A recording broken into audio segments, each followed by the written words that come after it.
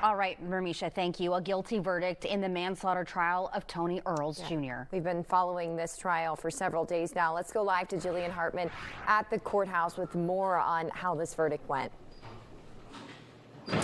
Yes, this was a quick verdict this afternoon. Jurors deliberated for just an hour before making their decision.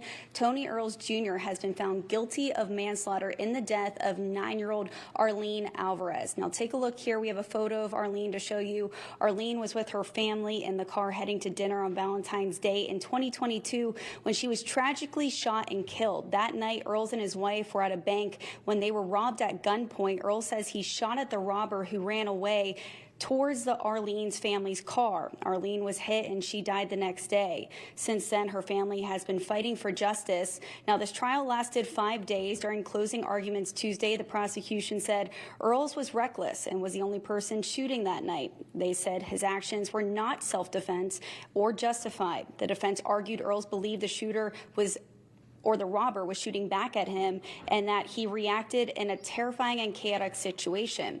After we heard the guilty verdict, we got reaction from the director of victim services for Crime Stoppers outside the courtroom. Take a listen. Just totally grateful to the jury.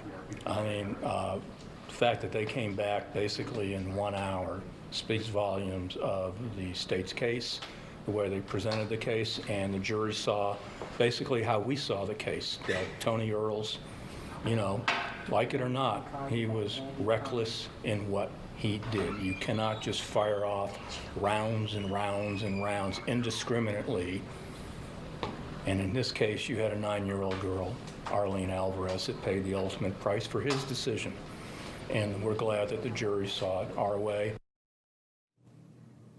Now, we were just told that we expect to hear from both the defense and prosecution tomorrow. The punishment phase will start tomorrow morning. We may also hear from Arlene's family, getting their reaction on all this. And right now, Earls faces 2 to 20 years in prison. Reporting live, I'm Jillian Hartman, Fox 26 News.